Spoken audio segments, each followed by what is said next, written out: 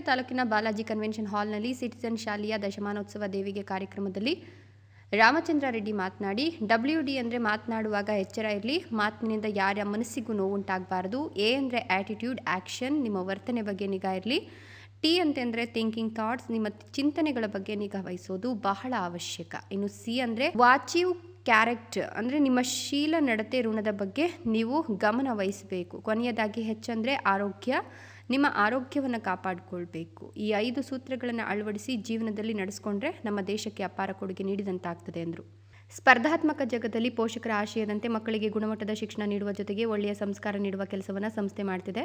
ಕಳೆದ 10 ವರ್ಷಗಳಿಂದ ತಮ್ಮೆಲ್ಲರ ಸಹಕಾರದಿಂದ ಇವೆಲ್ಲವೂ ಮಾಡಿದ್ದೇವೆ. ಇನ್ನು ಮುಂದಿನ ದಿನಗಳಲ್ಲಿ ಸಹ ಇನ್ನಷ್ಟು ಪ್ರಗತಿ ಸಾಧಿಸುವ ಉತ್ಸಾಹವನ್ನು ಹೊಂದಿದ್ದೇವೆ. ತಮ್ಮೆಲ್ಲರ ಸಹಕಾರ ಮತ್ತು ಪ್ರೋತ್ಸಾಹ ಹೀಗೆ ಇರಲಿ.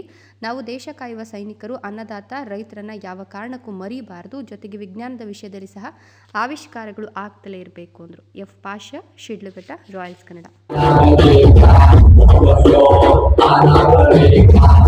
We go,